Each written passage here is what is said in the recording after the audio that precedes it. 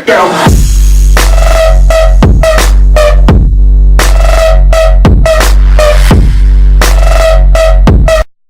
Fala pessoal, beleza? Falando Gabriel. E nesse vídeo aqui eu tô mostrando pra vocês, na verdade não é um tutorial, é só mostrando aqui como chegar não é como chegar, é chegando ao fim do mapa, né? Sim, Minecraft tem um fim! Eu descobri isso, demorei um pouco, mas eu descobri que eita, e tem um lag também, Minecraft também tem lag, que Minecraft tem fim, oh Deus.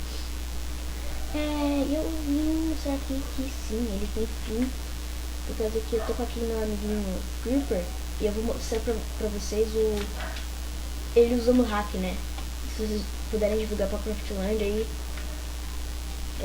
falarem no chat da Craftland, dizerem que tem Creeper hack andando por aí, eu agradeceria muito. Não, mas olha, eu não vou sério.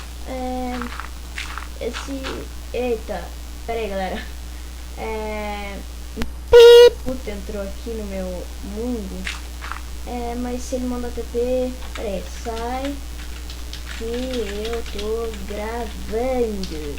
Erro. Sai que eu tô gravando. Não entrou, filho da por favor, sai que eu tô. Sai, tá, escolha. Tô gravando. Obrigado. Bom, se ele me desse TP, ele ia cair. Vou mostrar aqui o hack do Creeper, né? Desculpa, Creeper, mas você vai ter que cair no Void. Olha pra ele, galera. Sumiu.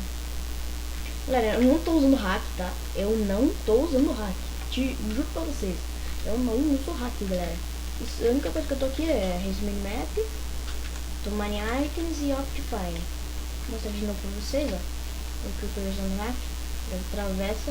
E aqui ele não atravessa, fica boiando, ó. Funciona com vários Creepers. E pera aí, eu vou pegar aqui Lula. Vou colocar uma Lula aqui, ó. E ela vai cair. Caiu. Lula, logo um bicho do mar, né? Triste. Tá lá. Encontra seu amigo no espaço. E galera, o vídeo é ficando por aqui, bem curtinho mesmo, só pra mostrar aqui o fim do mapa do Minecraft. Que se vocês quiserem que eu traga o tutorial de como chegar aqui, deixe o like e comenta aí. Deixa eu ver se vocês podem comentar. Comenta assim, ó. Hashtag tutorial fim do mapa. Fim do mapa. E se vocês quiserem sim, além de escrever seus comentários, like e compartilhe. O YouTube tá me ajudando muito mesmo. Então é isso. Valeu, falou.